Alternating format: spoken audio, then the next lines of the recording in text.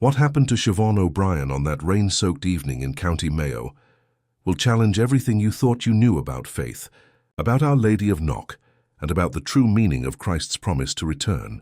Before this story ends, you'll question whether the Church has been telling us the complete truth, or if something far more extraordinary has been hidden in plain sight for 2,000 years. But you need to stay with me until the very end, because what this young woman discovered in the shadows of Knock Shrine didn't just transform her understanding of heaven and earth, it might transform yours too. If you've ever felt that something essential was missing from the scriptures, if you've ever wondered why your prayers seem to echo into emptiness, or if you've ever asked yourself why a loving God would demand we live in constant fear of judgment, then what you're about to hear will shake the very foundations of everything you were taught in Sunday Mass. Subscribe now and turn on notifications, because stories like this don't come along often. And what Siobhan learned from an impossible visitor on that November night could be the most important truth you'll ever encounter. Siobhan O'Brien was 29 years old when her world collapsed entirely. She worked as a nurse at Mayo University Hospital in Castlebar, spending 12-hour shifts caring for the dying, holding the hands of strangers as they took their final breaths, whispering prayers she wasn't sure she believed anymore. Her flat in Westport was small and cold, overlooking the harbour where fishing boats rocked gently in the Atlantic winds, and every evening she would come home exhausted, heat up something from the freezer, and sit alone at her tiny kitchen table, wondering when life had become so unbearably heavy. It wasn't supposed to be like this. 3 years ago she had been engaged to Liam, a teacher from Ballina with kind eyes and a laugh that made her feel safe. They had planned everything: the wedding at Knock Basilica, a honeymoon in the Aran Islands, children someday, a little house with a garden where they could grow vegetables and watch the sunset together. But then Liam got sick, a cancer so aggressive it didn't give them time to even properly say goodbye. And within 4 months he was gone, buried in the cemetery behind his family's parish church, while Siobhan stood in the rain, unable to cry, because the grief was too enormous to process. The priest had said all the right things during the funeral mass, that Liam was with God now, that his suffering had ended, that they would be reunited in heaven if Siobhan remained faithful. But those words felt hollow, like empty promises made to comfort the living, while offering no real answers to the questions that burned inside her chest every single night. Why would a loving God take away the only person who had ever made her feel truly seen? Why would Our Lady of Knock, who had appeared to bring comfort and hope to the people of Ireland, allow such senseless suffering? Siobhan had prayed every single day since Liam's diagnosis, begging on her knees in the chapel, lighting candles at the shrine, making novenas until her voice was hoarse, but nothing changed. He died anyway in agony, confused and frightened, and all the prayers in the world hadn't stopped it. After the funeral, Siobhan stopped going to Mass. She told her mother she was working extra shifts, but the truth was she couldn't bear to sit in those pews anymore, couldn't stand to hear about God's plan in mysterious ways, when the only thing that felt mysterious was why anyone still believed in a God who seemed so distant, so silent, so utterly indifferent to human pain. Her mother was devastated, a devout woman who had raised Siobhan to never question the Church, to accept suffering as a test of faith, to trust that everything happened for a reason, even when that reason made no sense. But Siobhan couldn't do it anymore. The platitudes that had once brought her comfort now felt like chains, binding her to a faith that demanded obedience without offering any real connection, any genuine peace. Still, something inside her couldn't let go completely. She would drive past Knock Shrine sometimes on her way home from work, watching pilgrims arrive by the busload, kneeling at the gable wall where Our Lady had appeared in 1879, seeking healing, seeking miracles, seeking answers. Part of Siobhan wanted to mock them for their blind faith, but another part, a deeper part she tried to ignore, envied them terribly. They still believed. They still had hope, and she had nothing but an empty flat, a job that drained her soul, and questions that kept her awake until 3 in the morning staring at the ceiling. On the evening of November 14th, Siobhan finished her shift at 9:30, changed out of her scrubs and drove toward Westport through sheets of cold rain that hammered against her windshield. The roads were nearly empty, just occasional headlights passing in the opposite direction, and the radio played traditional Irish music that made her feel even more alone. She didn't plan to stop at Knock, but when she reached the turnoff, something made her pull over. Maybe it was exhaustion. Maybe it was desperation. Maybe it was just the memory of better times, when she had believed that prayer actually mattered. She parked in the empty lot near the basilica, killed the engine, and sat there listening to the rain drum against the roof of her car. The shrine grounds were deserted at this hour, just dim lights illuminating the basilica's facade and the famous gable wall where the apparition had occurred over a century ago. Siobhan pulled up the hood of her jacket and stepped out into the downpour, walking slowly toward the Chapel of Reconciliation, not because she wanted to confess anything, but because she needed to be somewhere, anywhere that wasn't her lonely flat. The cold rain soaked through her clothes immediately, but she didn't care. She barely felt it. When she reached the gable wall, she stopped, staring at the white marble statues of Our Lady, Saint Joseph, and Saint John the Evangelist, that marked the spot where 15 witnesses had seen something impossible all those years ago. A mother, a lamb, an altar, figures of light that had given hope to a nation suffering through famine and oppression. Siobhan wanted to feel something, anything, but there was only emptiness. She stood there in the rain, water streaming down her face, and for the first time in 3 years, she spoke out loud to the silence. "Why did you take him from me?" Her voice was barely a whisper, swallowed by the sound of the rain. "If you're real, if you're actually there, why do you let people suffer like this? Why do you give us hope just to rip it away? Why do you demand we believe in love and mercy when all I feel is abandoned?" She waited. Nothing. Just rain and darkness and the weight of unanswered questions pressing down on her chest like stones. Siobhan laughed bitterly, wiping water from her eyes. Of course there was no answer. There never was. She turned to walk back to her car, ready to go home, crawl into bed and try to sleep through another night of dreams where Liam was still alive. But that's when she saw it. A figure standing near her car, perfectly still, watching her. Siobhan's heart jumped. She squinted through the rain, trying to make out details. It was too dark to see clearly, but something about the shape, the proportions, the way it stood without moving was deeply wrong. "Hello?" she called out, her voice shaking slightly. The figure didn't respond. Siobhan felt a spike of fear. It was nearly 10 o'clock at night. She was alone in a deserted car park in the middle of nowhere, and some stranger was standing by her car just watching her. She reached into her pocket for her phone, fingers fumbling with cold and nerves. "I'm calling the guards," she shouted, trying to sound braver than she felt. "You need to leave now." The figure moved then, not walking but seeming to glide across the wet pavement toward her, and that's when Siobhan realized with a jolt of absolute terror that this wasn't a person at all. The proportions were too strange, the movements too fluid, too unnatural. She backed up against the gable wall, her breath coming in short gasps, her phone clutched uselessly in her hand. The figure stopped about 3 meters away, and in the dim light from the basilica, Siobhan finally saw what was standing before her. It wasn't human. The skin had a pale luminescence, almost translucent, with a subtle glow emanating from beneath the surface. The head was larger than any human's, shaped differently, with enormous eyes that reflected the light like polished black glass. The body was impossibly thin and tall, dressed in something that looked like fabric but moved like liquid, shifting colors in the rain. Siobhan opened her mouth to scream, but no sound came out. Her legs wouldn't move. Her entire body was frozen in primal terror, every instinct screaming that this couldn't be real, that her mind was breaking, that she was having some kind of psychotic episode brought on by grief and exhaustion. And then she heard it. Not with her ears, but inside her mind, a voice that bypassed sound entirely and spoke directly into her thoughts. "Siobhan O'Brien, you asked why. I've come to answer." Siobhan's scream finally broke free, raw and desperate, echoing across the empty shrine grounds, but the sound seemed to dissolve into the rain as if the night itself was swallowing it. Her legs gave out and she collapsed against the gable wall, her hands scraping against the wet stone as she tried to scramble away from the impossible thing standing before her. This wasn't happening. It couldn't be happening. She had finally cracked. The grief and loneliness had finally broken something fundamental in her mind, and now she was hallucinating, seeing things that violated every law of nature, every rule of reality she had ever known. The being didn't move closer.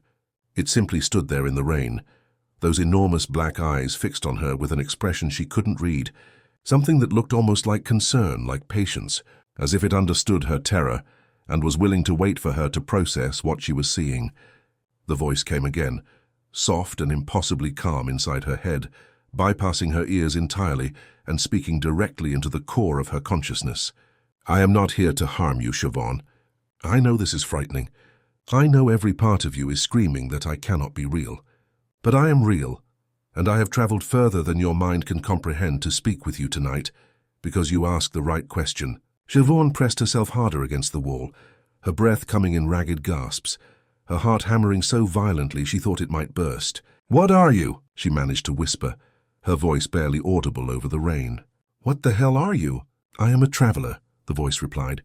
"I come from a world your astronomers have not yet discovered, orbiting a star you call by a number rather than a name, because humanity does not yet understand how vast the creation truly is. I have walked on 17 different worlds, spoken to 43 different species, and witnessed the unfolding of consciousness across distances that would take your fastest ships 3,000 years to traverse. And I have come here, to this small island in the Atlantic, to this holy ground where your people once witnessed a glimpse of truth, because you, Siobhan O'Brien, are ready to hear what has been hidden." Siobhan shook her head violently, water flying from her soaked hair. No, this is insane. You're not real. Aliens don't exist. Angels don't look like this. This is a breakdown. I'm having a complete mental breakdown." The being tilted its head slightly, that subtle movement somehow conveying understanding. "I am neither angel nor demon, Siobhan, though your ancestors would have called me such, because they had no other framework to understand. I am simply life, consciousness that evolved on a different world under a different sun, but connected to the same source that created you, that created everything. And I have not come to destroy your faith. I have come to complete it." Something in those words cut through Siobhan's panic, not calming her but shifting her terror into a different kind of fear, the fear of having everything she thought she knew turned upside down. "Complete it?" she repeated, her voice shaking. "What does that even mean?" "It means that what you were taught about Christ, about his return, about the nature of salvation and divine love, is not wrong, but it is incomplete. It has been filtered through 2,000 years of human fear, human need for control, human inability to grasp the full magnitude of what Jesus actually demonstrated."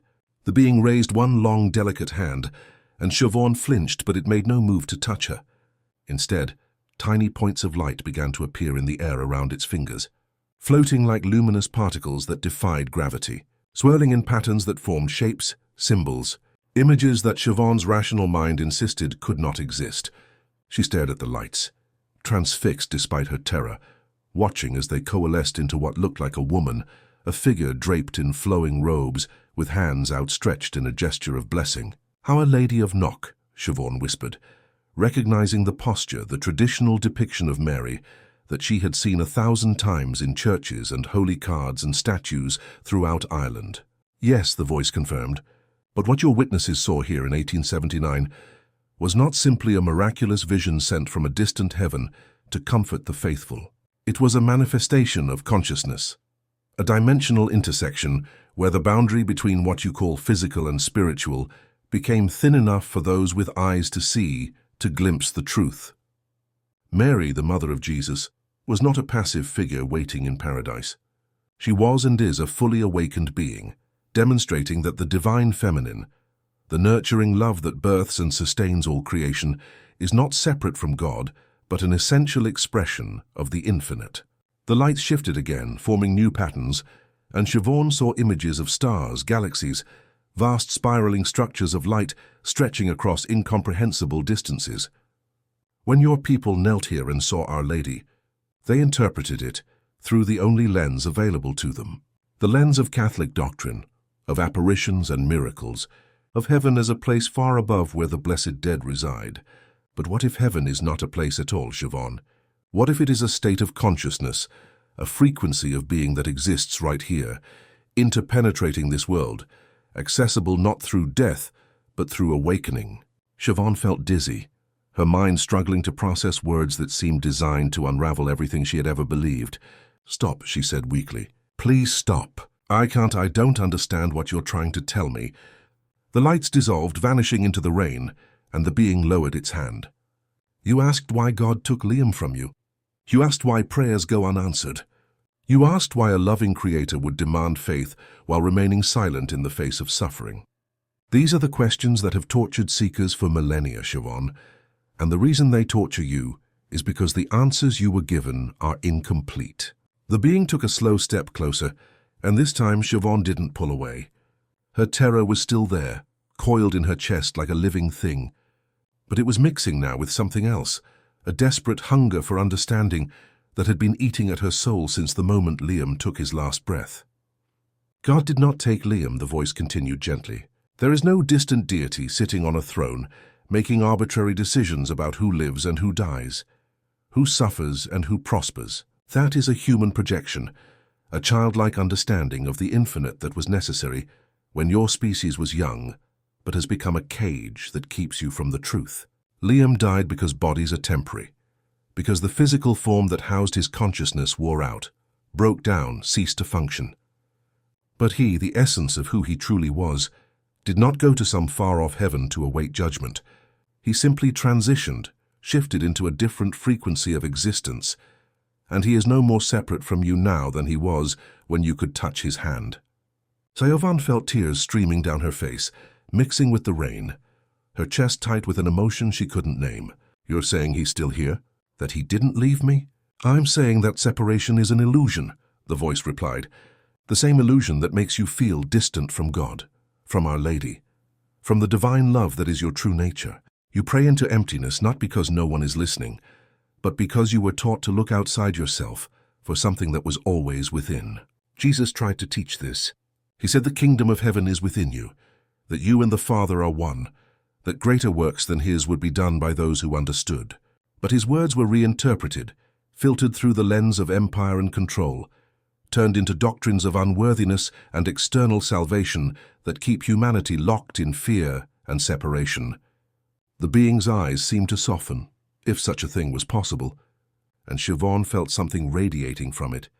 Not a physical sensation, but an emotional one, a profound compassion that made her ache with a longing she didn't fully understand. The return of Christ is not him coming down from the clouds to rapture the faithful and condemn the rest, Siobhan. It is the awakening of Christ consciousness within humanity, the remembering of what you truly are, divine beings having a human experience, not fallen creatures desperately seeking redemption from an angry God. And it is happening now all across your world, as people like you begin to ask the questions that crack open the old structures and make space for deeper truth. Siobhan wiped her face with trembling hands, her mind reeling, every word she had just heard colliding violently with 30 years of Catholic education, of Sunday Mass and catechism classes, and the rosary prayed on her knees beside her mother. How do you know this? She demanded, her voice gaining strength even as tears continued to fall. How do you know anything about Jesus or Our Lady or what any of it means? You're not even human. You're not even from here. Why should I believe anything you say? Because I have seen it, the voice replied simply. I have witnessed the same awakening on other worlds, among other species who reach the same crossroads humanity now faces. The details differ. The names and symbols and stories are unique to each culture, but the underlying truth is universal. Consciousness evolves, moves from separation to unity, from fear to love, from the illusion of isolation to the recognition of fundamental interconnection. Some civilizations make this transition peacefully. Others destroy themselves in the process, clinging to old paradigms of division and control until they can no longer sustain themselves.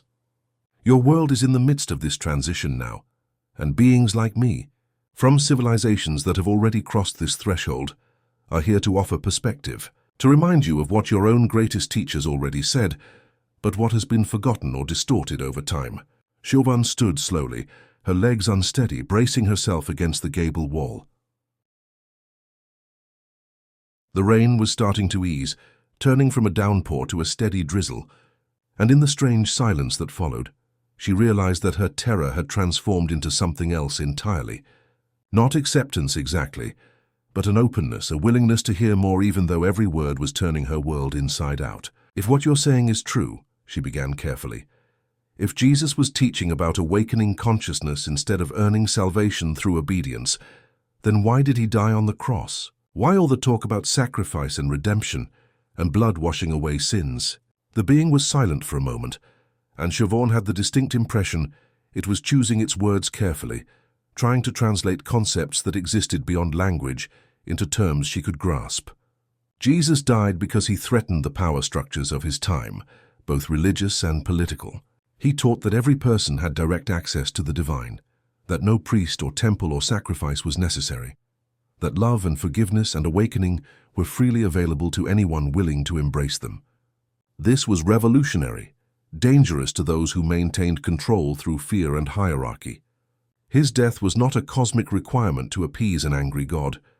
It was the predictable outcome of challenging systems that depend on keeping people small, obedient, and separated from their own divine nature.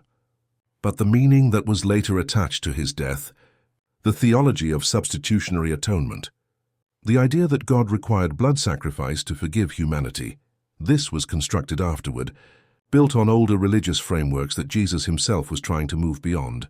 Siobhan felt something crack open inside her chest, a sensation like ice breaking after a long winter, and with it came a flood of memories. All the times she had sat in church feeling guilty for sins she couldn't even name, all the sermons about unworthiness and the need to earn God's love through suffering and obedience, all the fear that had been woven into her faith since childhood.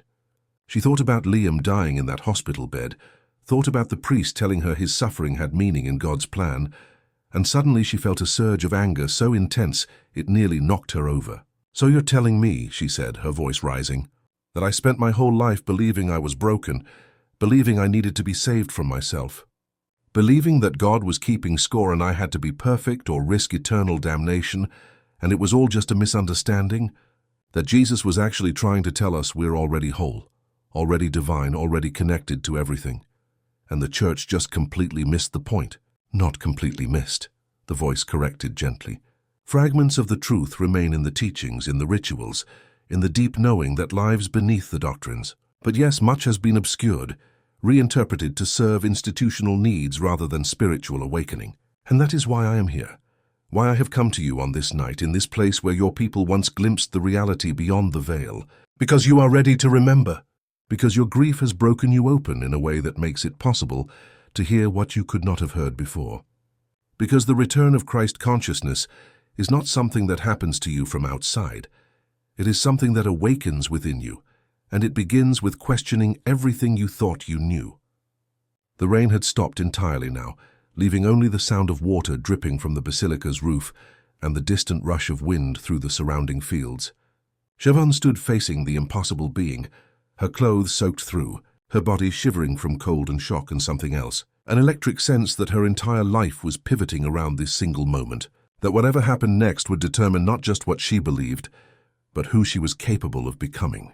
She looked up at the gable wall behind her, at the marble statues of Our Lady and St. Joseph and John the Evangelist, illuminated by soft spotlights that cast long shadows across the shrine grounds. Her grandmother had brought her here as a child, had told her the story of the apparition with tears in her eyes, how 15 witnesses had stood in the rain one August evening and seen figures of light that gave them hope during Ireland's darkest years. Siobhan had believed then with the simple faith of a 7-year-old, had felt the magic of that story deep in her bones, had imagined Mary's kind face looking down on her with love. When did that simple faith become so complicated, so heavy, so full of rules and requirements and the constant fear of not being good enough? "If what you're saying is true," Siobhan said slowly, still trying to wrap her mind around concepts that seemed to violate everything she had ever been taught, then what was the point of the apparition here?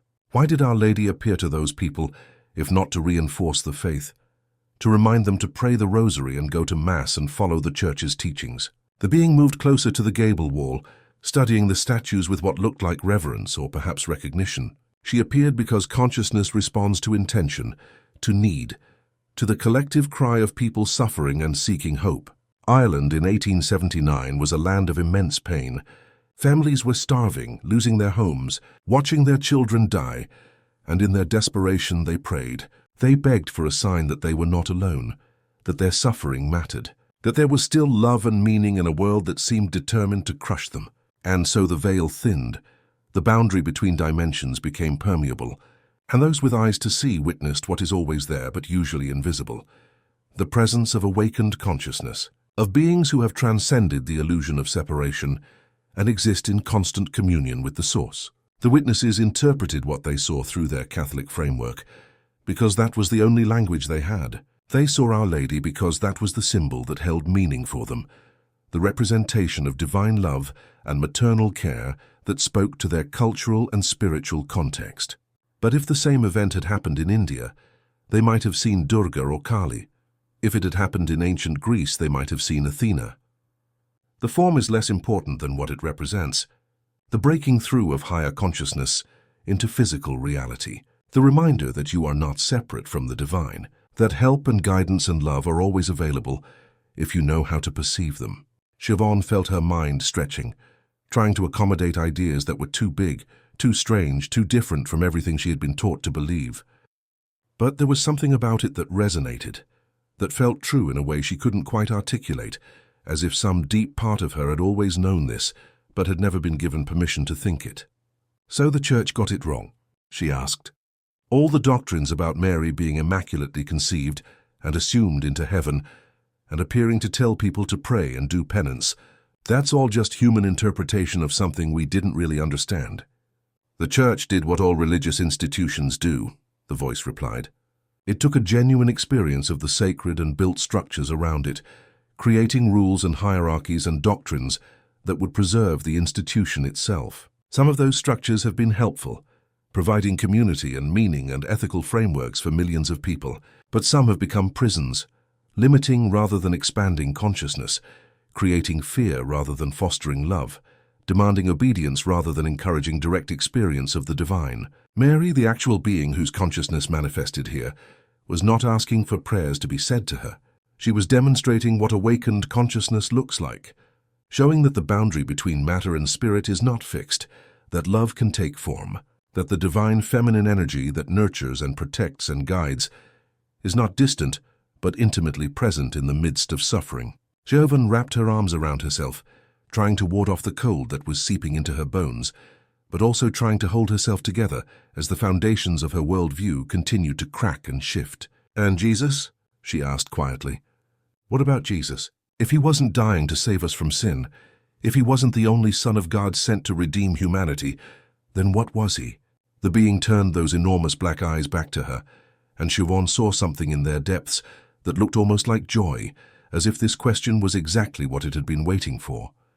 Jesus was a fully awakened human being, the voice said, and the emphasis on the word human was unmistakable. He was born like you were born, lived in a body like yours, experienced fear and doubt and physical pain just as you do, but at some point in his life, through study and meditation and perhaps contact with teachers whose names were not recorded, he awakened to the truth of what he was, not a separate individual trying to earn God's approval, but a direct expression of divine consciousness, the infinite experiencing itself through a finite form. When he said, "I and the Father are one," he was not claiming to be uniquely special. He was stating a truth that applies to every conscious being. You and the Source are one, have always been one, cannot be anything other than one, because there is nothing else but the one experiencing itself through infinite perspectives. When he performed what you call miracles, healing the sick, calming storms, even raising the dead, he was demonstrating what becomes possible when you fully understand and embody your true nature. These were not supernatural violations of natural law. They were the natural expression of consciousness that has transcended the illusion of separation and learned to work directly with the fundamental energy that underlies all physical reality. Siobhan's mind flashed to all the stories she had heard in church, the healings and exorcisms and miracles that had been presented as proof of Jesus' divinity, as evidence that he was God in human form, different from her in fundamental and unbridgeable ways. But what if he wasn't different? What if he was simply showing what humanity was capable of, what she was capable of? If she could just break free from the programming that insisted she was small and powerless and dependent on external salvation. The thought was intoxicating and terrifying in equal measure. "But he called himself the Son of God," Siobhan protested weakly, grasping for the theological arguments she had heard 1,000 times. "He accepted worship. He said no one comes to the Father except through him. How is that not claiming to be unique?"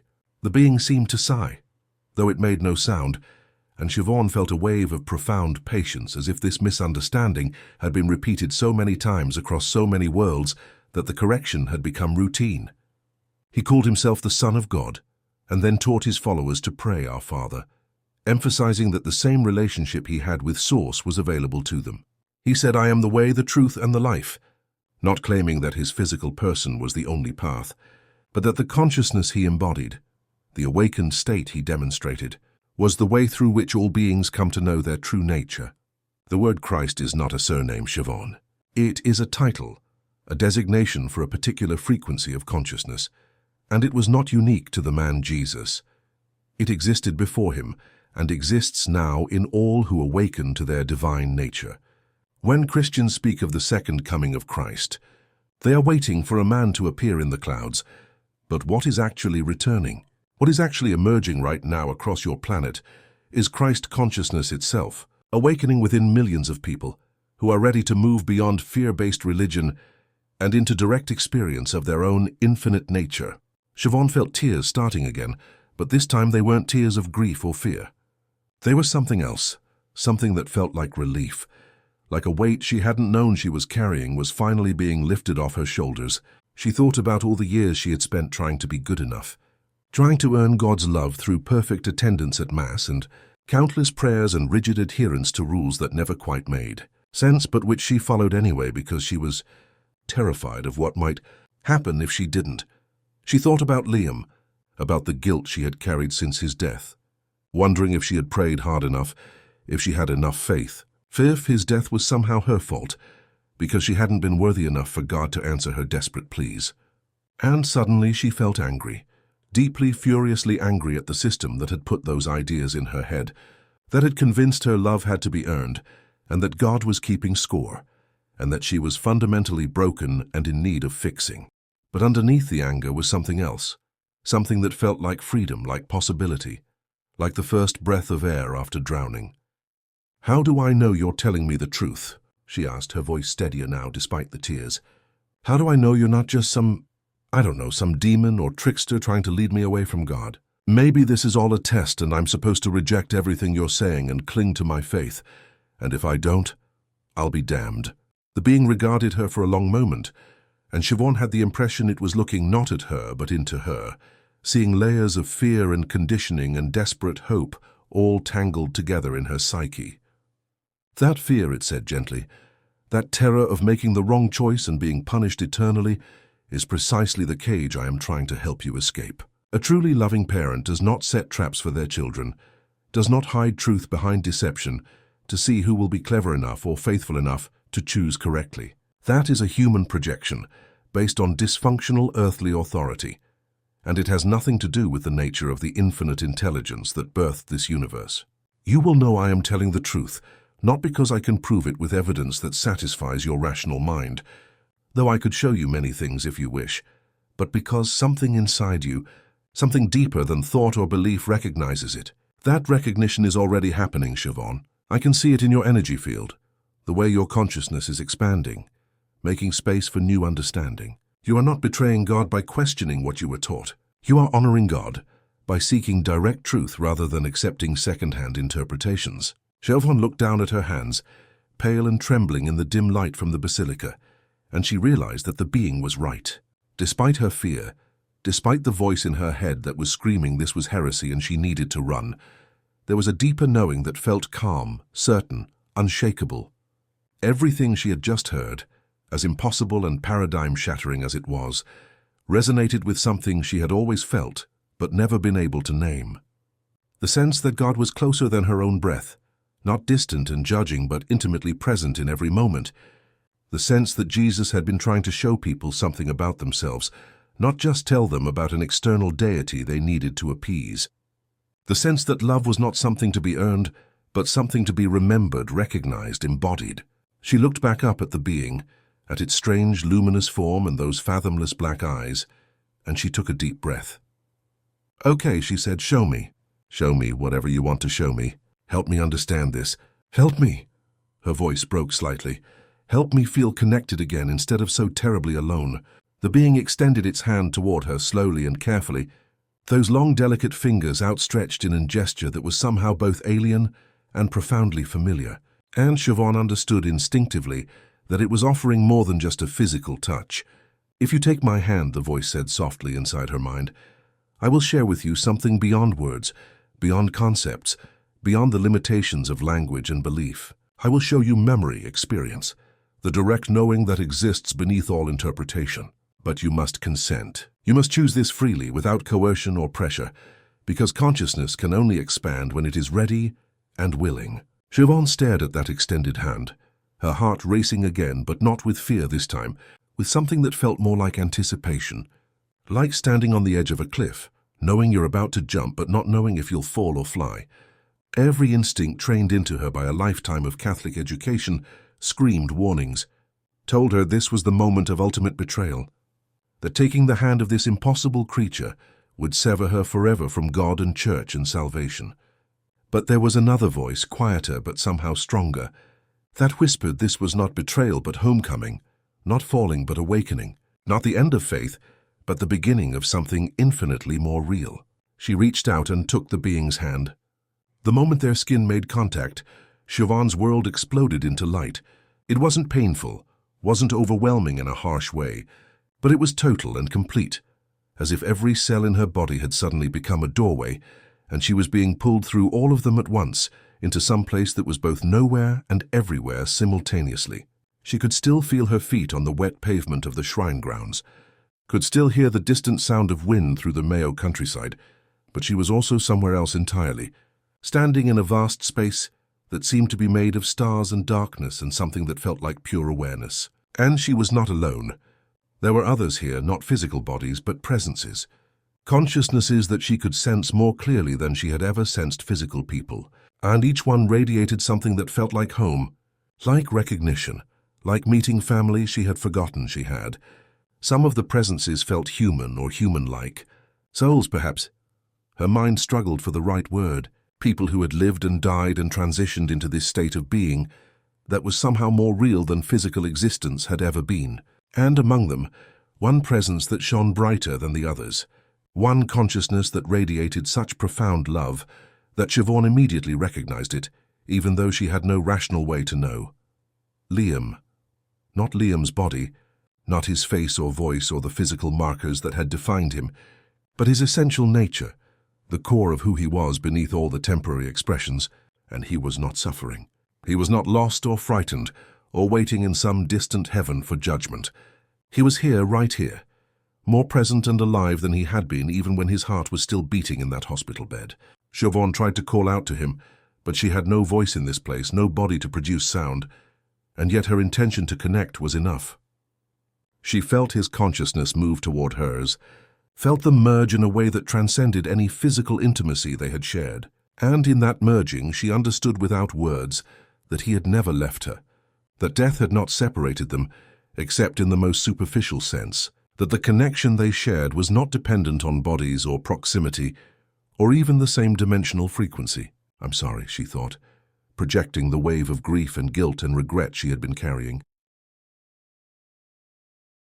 These were the delusions of someone whose grip on reality had finally slipped entirely, and she should probably call her GP in the morning and admit that she needed help, maybe medication, maybe a referral to a psychiatrist who could help her process her trauma in more conventional ways.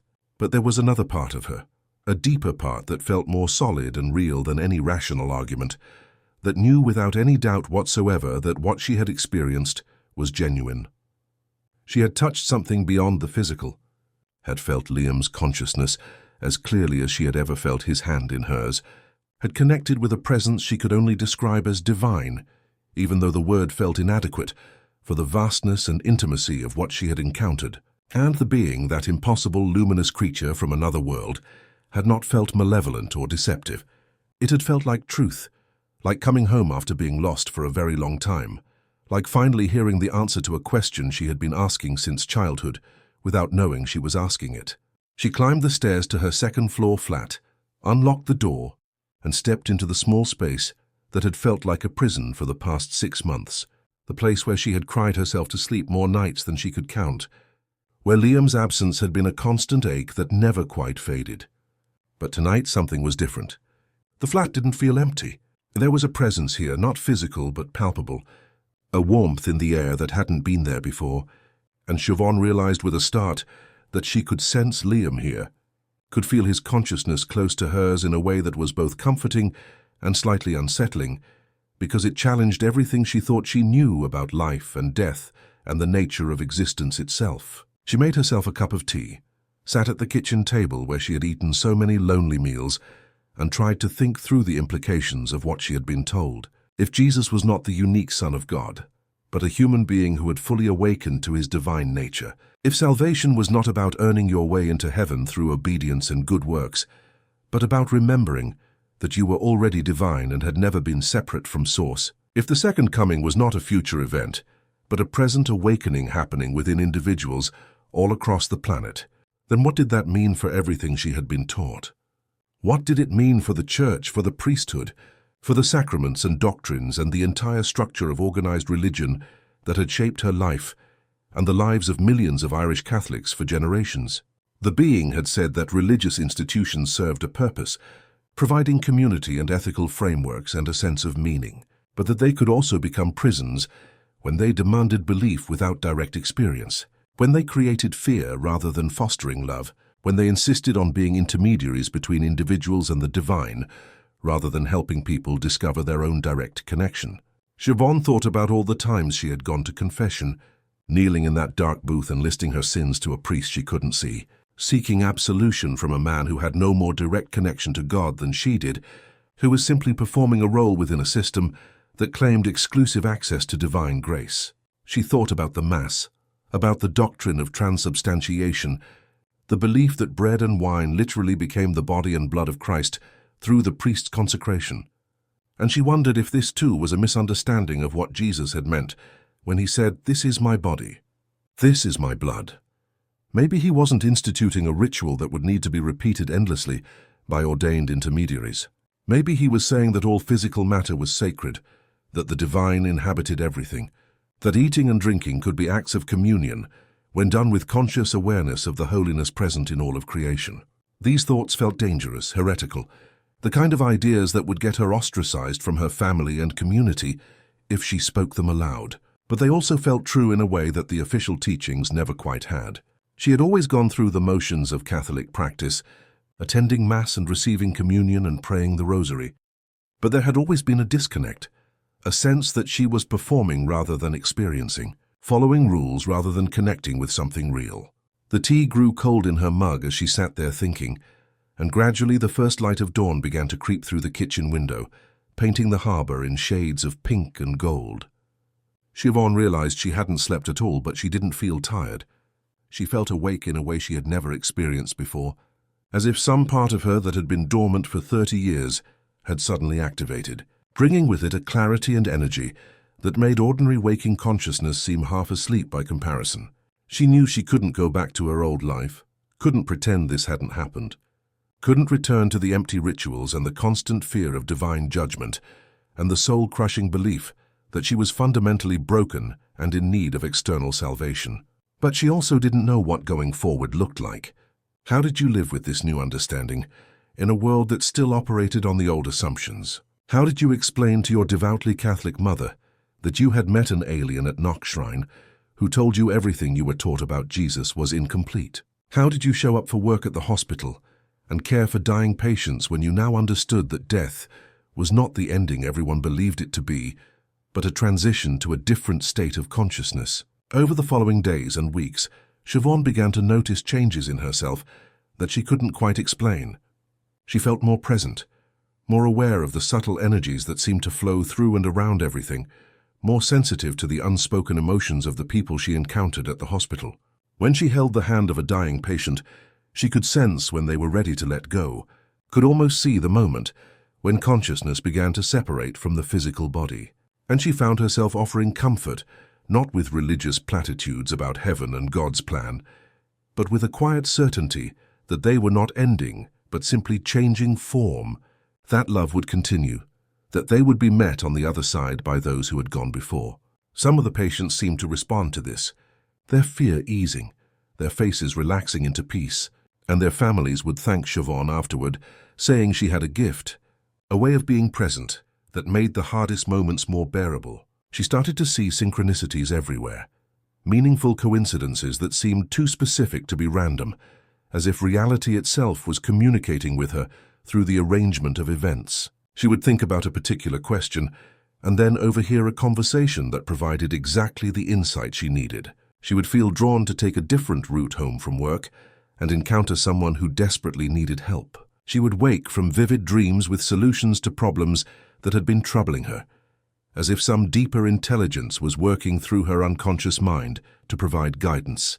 She also began to notice other people who seemed to be going through similar awakenings. Patients and co-workers and strangers she met in cafes who carried a certain quality in their eyes, a depth and awareness that suggested they too had seen beyond the veil of ordinary reality and could no longer unsee it. She started conversations carefully, testing the waters, and was amazed to discover how many people were questioning the same things she was questioning, feeling the same disconnect from traditional religion, seeking something more authentic and direct and real. Some of them had had their own encounters, not necessarily with beings from other worlds, but with synchronicities and visions and moments of expanded consciousness that had shattered their old beliefs and opened them to new possibilities. They spoke in hushed voices about energy and vibration and awakening, using language that would have seemed like nonsense to Siobhan just months ago, but which now made perfect sense. It was as if an invisible network was forming, a community of seekers who were finding each other, not through organized meetings or formal structures, but through resonance, through the recognition of shared understanding, through the subtle magnetic pull of like attracting like. Siobhan's relationship with her mother became strained.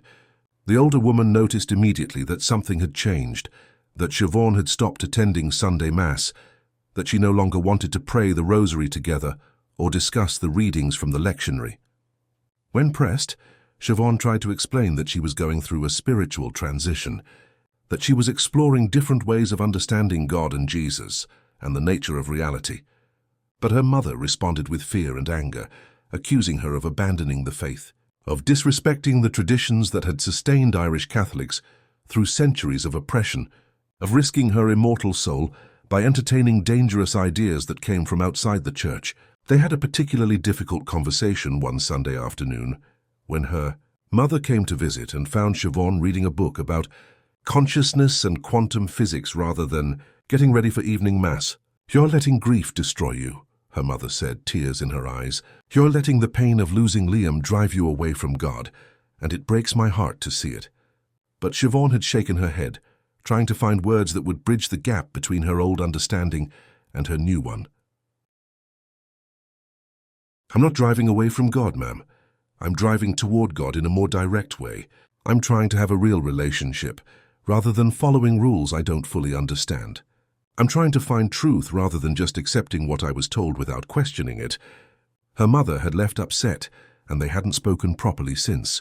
Just brief, polite exchanges when Siobhan called to check in, and the distance between them felt like a wound that wouldn't heal.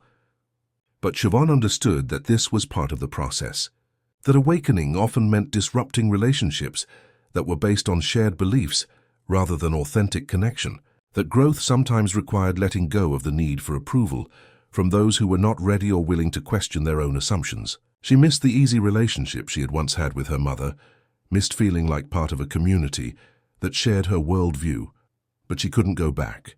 The door had opened, and she had walked through it, and there was no returning to the smaller room she had occupied before. One evening, about 2 months after the encounter at Knock, Siobhan was sitting in her flat looking out at the harbour when she felt a presence beside her.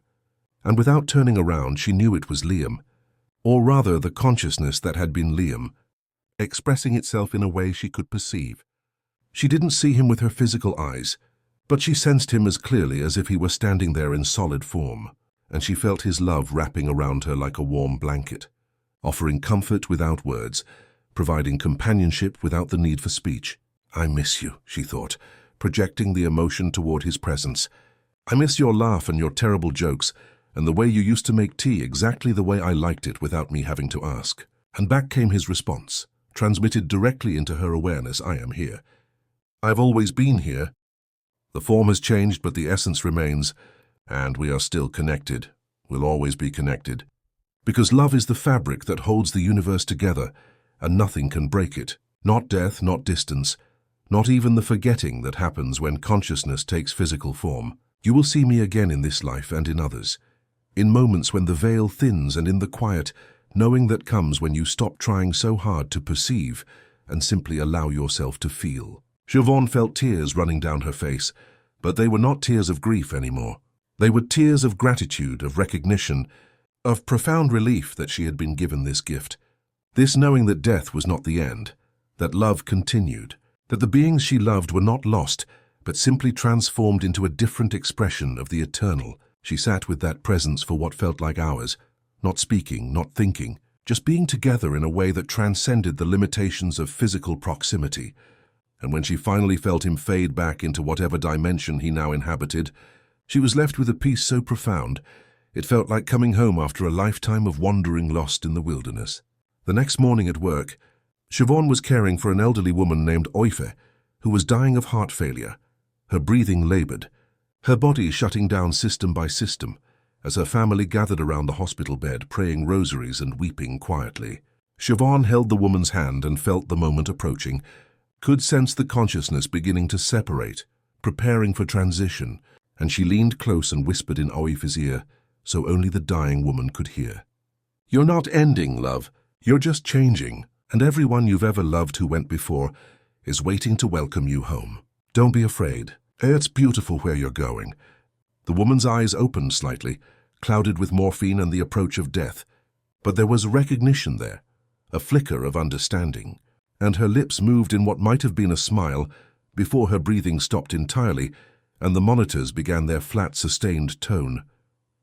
The family wept, and the doctor came to pronounce the death, and Siobhan stood back and watched as the body that had housed Oife's consciousness for 87 years became just matter, just elements that would return to the earth, while the essence, the awareness, the soul, or whatever name you wanted to give it, moved on to whatever came next. And Siobhan knew with a certainty that came from direct experience rather than belief, that Oife was not gone, had simply graduated from this particular classroom, this particular expression of existence, and would continue in forms and frequencies that human perception could not normally access, but which were no less real for being invisible. She thought about the being from Nock, wondered if it was still somewhere on Earth or if it had returned to its own world among the distant stars, wondered if there were others like it, watching humanity's awakening, perhaps guiding it in subtle ways, offering perspective to those who were ready to expand beyond the narrow confines of traditional religious understanding. She thought about Jesus and what he must have been like when he walked the hills of Galilee 2,000 years ago, not the sanitized version presented in stained glass windows and Renaissance paintings, but the real human being who had somehow broken through the illusion of separation and discovered his own divine nature, who had tried to teach others that same truth only to be misunderstood, mythologized, turned into an object of worship rather than an example to follow. And she thought about Our Lady of Nock, about the presence she had touched in that expanded state, the vast feminine consciousness that expressed itself as nurturing love and fierce protection. And she understood that Mary had not been a passive vessel chosen by God to birth his son, but a fully awakened being in her own right, a woman who had recognized the potential in her child and helped him develop it, who had stood at the foot of the cross, not as a helpless mother watching her son be murdered, but as a conscious witness to a demonstration of the truth that consciousness transcends physical death. These were not the teachings she had learned in catechism class, not the doctrines that had been drilled into her through years of Catholic education, but they felt more true, more real, more aligned with the direct experience she had been given than any second-hand interpretation from church authorities who claimed to speak for God, while creating systems of control and hierarchy that seemed designed to keep people dependent rather than empowered. Siobhan began to write, filling notebooks with her thoughts and experiences, trying to articulate what she had learned, trying to find language that could bridge the gap between the old paradigm and the new, without completely alienating those who were still operating within traditional frameworks. She wrote about grief and awakening, about loss and transformation, about the journey from believing in an external God to recognizing the divine presence within, and she wrote about Liam, about how his death had been the catalyst that broke her open enough to receive truths she would never have been able to hear, while still clinging to the comfortable certainties of conventional faith. She didn't know what she would do with these writings, didn't know if anyone would ever read them, or if they were just for her own processing. But the act of writing helped her integrate the experience, helped her make sense of insights that were still almost too large for her human mind to fully contain. And as she wrote, she felt that presence again. Not Liam this time, but something else. Something that felt like guidance from a source she couldn't name. Words flowing through her fingers faster than her conscious mind could compose them, as if she were channeling something from beyond herself, or perhaps from a deeper layer of her own consciousness that had access to knowledge her surface awareness did not possess. 6 months after the encounter at Knock, Siobhan made a decision that surprised everyone who knew her, most of all herself. She resigned from her position at Mayo University Hospital, gave notice on her flat in Westport, and moved to a small cottage on the outskirts of Knock village itself, a tiny stone house with a thatched roof and a garden where she could grow herbs and vegetables and watch the pilgrims come and go from the shrine grounds. Her mother thought she had completely lost her mind, moving to be closer to a holy site after abandoning the faith, but Siobhan tried to explain that she wasn't abandoning anything. She was actually moving towards something more authentic, more direct, more real than the religion of her childhood had ever been. She wanted to be near the place where the veil had thinned for her ancestors in 1879, where the impossible had broken through into the ordinary world and shown people that reality was far stranger and more beautiful than their limited perceptions could normally grasp. And she wanted to be available for others who might be going through similar awakenings, who might need someone to talk to, who wouldn't judge them or tell them they were crazy, or try to force them back into belief systems that no longer fit.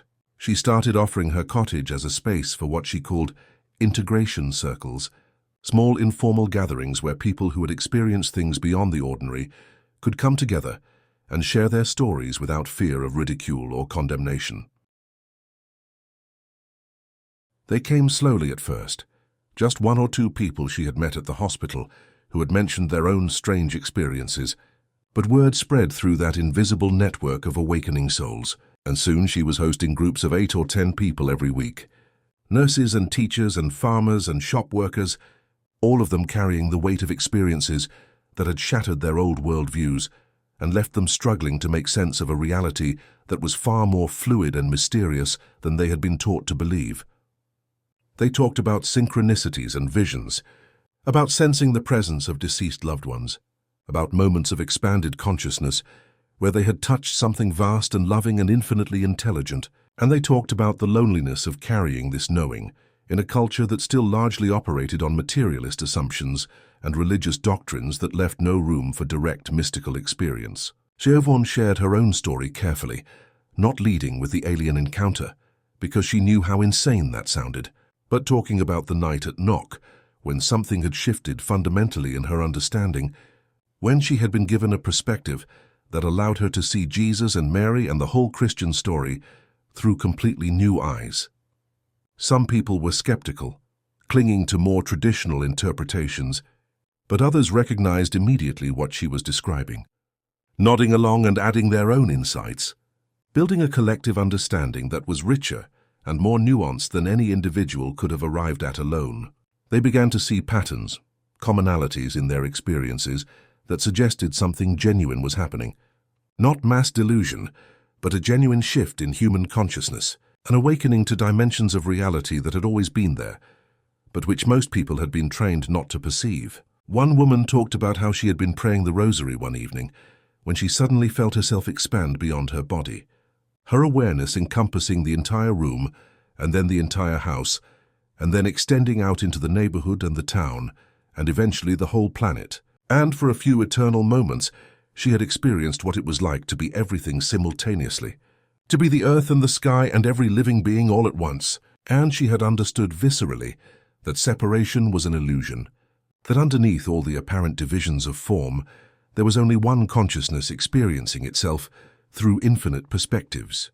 Another man shared how his teenage son had died in a car accident, and how he had been consumed by grief and rage at God until one night he had a dream where his son appeared to him, not looking injured or dead but radiant and whole, and had told him that death was like waking up from a dream, that he was fine, that he understood now why things had happened the way they did, even though he couldn't explain it in words, and that his father needed to stop torturing himself with guilt, and instead focus on living fully, because life was so precious and brief, and every moment mattered. The man had woken from that dream with absolute certainty that it was not just his subconscious creating comfort, but a genuine communication, and his grief had transformed from something that was destroying him into something that motivated him to live with more presence and appreciation and love. These stories accumulated week after week, creating a tapestry of experiences that pointed toward the same essential truths. That consciousness was not confined to physical bodies, that love transcended death. That reality was far more interconnected and meaningful than materialist science or traditional religion had taught, and that something was shifting in humanity's collective awareness, a remembering of what had been forgotten, an awakening to potentials that had always existed, but which were now becoming accessible to more and more people. Siobhan continued to write, began posting some of her reflections on a blog she started called Awakening in the West of Ireland, and was shocked when people from all over the world began finding it, leaving comments about their own experiences, sharing their own struggles with reconciling mystical encounters with religious upbringings, asking for guidance on how to navigate the loneliness and confusion that often accompanied awakening. She realized she was not alone in this, that there were thousands, maybe millions of people going through similar transitions, questioning the old paradigms, seeking more authentic spirituality, trying to understand experiences that their culture had given them no framework to process. She connected with others who were doing similar work, hosting circles and writing about consciousness and creating communities for people who were no longer satisfied with conventional religion, but who still felt a deep spiritual hunger, a need for connection with something greater than the isolated ego self. And slowly, gradually, what had seemed like a catastrophic loss of faith began to feel like the most profound gift she had ever received, an invitation to discover truth directly rather than accepting it secondhand, to develop her own relationship with the divine rather than relying on priests and doctrines to mediate it for her. She never saw the being again, never had another encounter as dramatic as that night in the shrine car park, but she felt its influence continuing in subtle ways, in synchronicities that guided her to exactly the right people at exactly the right time, in insights that appeared in her awareness, seemingly from nowhere, in a growing sense that she was being supported by intelligences she could not see but which were genuinely present and invested in humanity's evolution. She thought often about what it had told her, that Christ consciousness was awakening across the planet, that the second coming was not a man descending from heaven, but a shift in human awareness, and she began to see evidence of it everywhere, in the growing number of people who were questioning authority and seeking direct experience, in the breakdown of old institutions that had maintained control through fear and hierarchy, in the rising awareness of interconnection and the need for humanity to evolve beyond tribalism and separation if it was going to survive the challenges of the coming decades. It was not always easy, this path of awakening. It came with loss and loneliness, and the painful necessity of releasing beliefs and relationships that could not accommodate the new understanding. But it also came with moments of such profound beauty and connection that they made all the difficulty worthwhile. One evening, as summer turned to autumn, and the pilgrims at Knock began wearing heavier coats against the Atlantic wind, Siobhan walked to the gable wall where the apparition had occurred over a century ago, where 15 witnesses had seen something that gave them hope in the midst of suffering. And she stood in the same spot where she had been standing the night the being appeared to her, and she felt waves of gratitude washing through her for everything that had happened, the pain and the awakening and the journey from certainty to doubt to something far more solid than certainty had ever been, a direct knowing that could not be shaken by argument or evidence because it came from experience rather than belief. She thought about Jesus walking the hills of Galilee, teaching people that the kingdom of heaven was within them, that they were children of God with the same potential he had demonstrated, that love was the only law that mattered, and everything else was human addition. And she understood now what he must have felt, the joy of seeing people wake up to their true nature, mixed with the frustration of being constantly misunderstood, of having his message filtered through fear and turned into systems of control he had never intended. She thought about Mary, about the presence she had touched in that expanded state, and she whispered a prayer. Not a formal rosary or a memorized petition, but a simple heartfelt communication. Thank you for showing me that love doesn't end, that consciousness continues, that we are all connected in ways deeper than bodies and names and temporary roles. Thank you for the gift of awakening, even though it came wrapped in grief. Thank you for Liam, and for the being that visited me, and for every person who has shared their story and helped me understand that I'm not alone in this journey. Thank you for breaking my heart open so that more light could get in. And she felt a response, not in words but in pure feeling, a wave of love so complete and unconditional that it brought tears to her eyes. And she knew that this was what prayer had always meant to be. Not begging a distant deity for favors, but opening herself to receive the love and guidance that was always present, always available, always flowing from the source that connected all things.